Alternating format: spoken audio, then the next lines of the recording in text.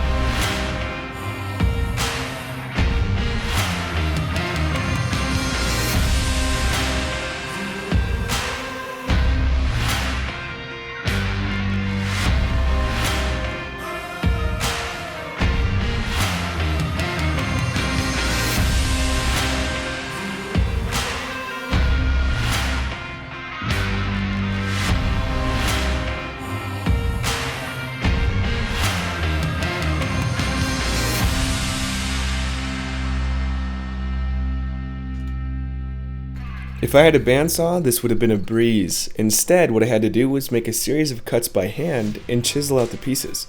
Once I finished chiseling out the general shape of the handle, I used a wood rasp to shape it closer to its final form.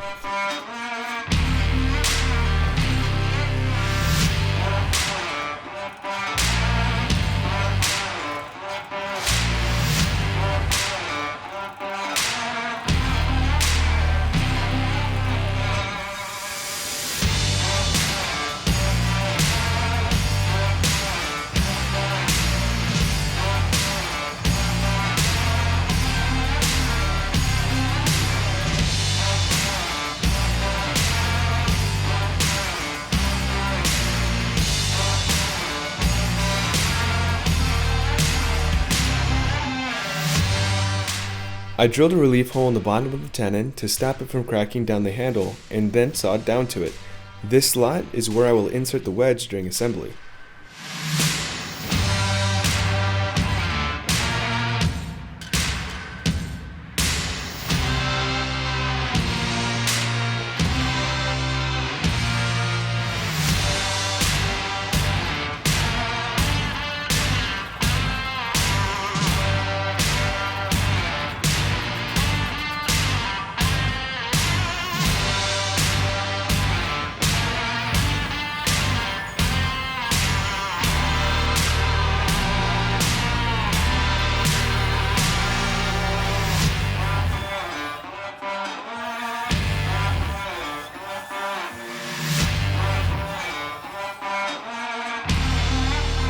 Once my handle is shaped, I turn back to the mallet head, which just finished up drying. I first scrub the top and bottom of the mallet on the miter saw, then with those flat, I set my saw to cut a 5-degree angle and cut both ends of the mallet.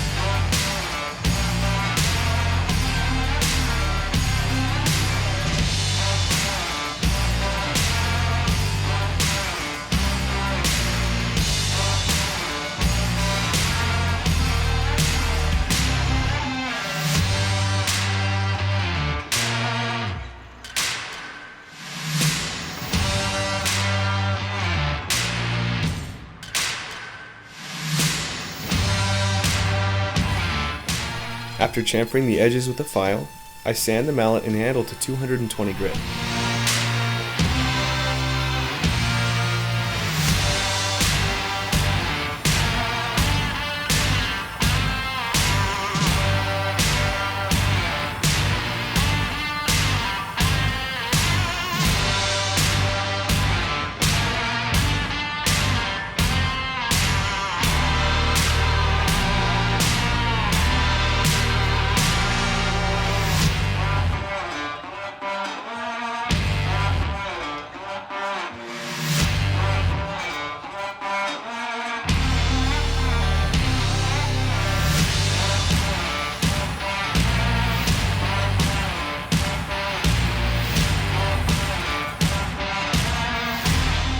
I ran into some issues fitting the handle into the mortise, so I sanded the tenon until it was a snug fit.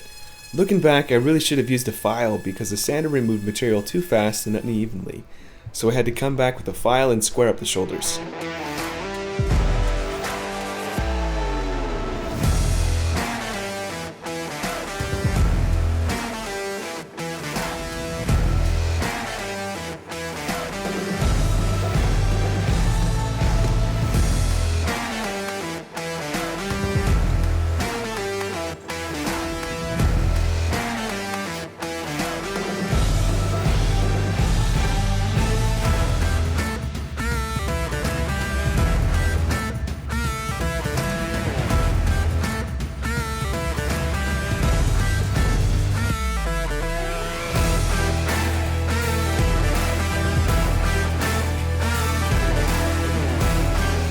I wanted the wedge to be made out of the same material as the mallet head, so I cut a wedge on the miter saw from an offcut of the same walnut piece. Once the mallet head is seated completely on the handle, I drove in the wedge to secure the mallet head.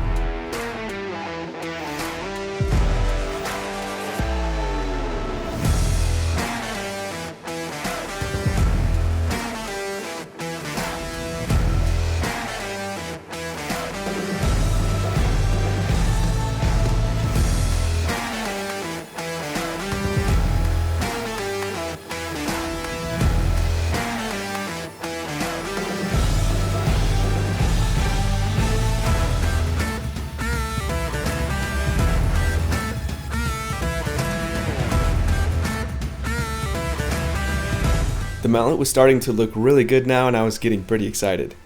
But now it's time for the fun part. My go-to finishing product is tung oil because it soaks into the wood and leaves a durable finish that's perfect for almost any application. It also does a great job bringing out the grain patterns in hardwood. I did 2 coats in total.